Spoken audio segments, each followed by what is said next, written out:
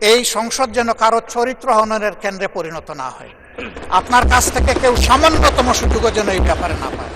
আমরা অতীতের সংসদগুলোতে দেখেছি, এখানে দেশের মানুষের কল্যাণ বিবেচনায় আলোচনা না হয়ে মানুষের চরিত্র হননের জন্য এখানে বিপুল সময় ব্যয় করা হয়েছে। আমি আপনাকে বিনীতভাবে অনুরোধ করব, এই সংসদ যেন কারো চরিত্র হননের কেন্দ্রে পরিণত না হয়। আপনার কাছ থেকে কেউ সামান্যতম সুযোগও যেন এই ব্যাপারে না পায়। আমরা চাই এই সংসদ শুধুমাত্র জনকল্যাণে প্রতিষ্ঠিত হবে এবং পরিচালিত হবে।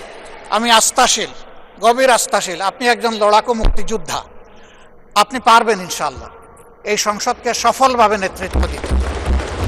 আমরা আপনার সঙ্গত প্রত্যেকটি বিষয়ে কথা দিচ্ছি, আমরা আপনাকে সমর্থন দিব, সহযোগিতা দিব, আপনার জন্য দোয়া করব। আমরা আপনার কাছ থেকে শুধু ইনসাফ আশা করব। আপনি যদি এই সংসদের উপর ইনসাফ করেন তাহলে 18 কোটি মানুষের উপর ইনসাফ করা হবে। কারণ রাষ্ট্রের গুরুত্বপূর্ণ 3টি অঙ্গের একটি হচ্ছে সবচেয়ে গুরুত্বপূর্ণ অঙ্গ। এই অঙ্গটা যখন সুস্থ সবলভাবে পরিচালিত হবে, বাকি 2টা অঙ্গ সরাসরি সেইভাবেই কাজ করবে। মাননীয় স্পিকার, আবারও বলি, জুলাইয়ের রক্তের উপর দাঁড়িয়ে এই সংসদ, জুলাইয়ের একটা প্রত্যাশা ছিল, একটা মাত্র স্লোগান ছিল, উই ওয়ান্ট জাস্টিস। আমি আবার এটা এখন উচ্চারণ করলাম, উই ওয়ান্ট জাস্টিস।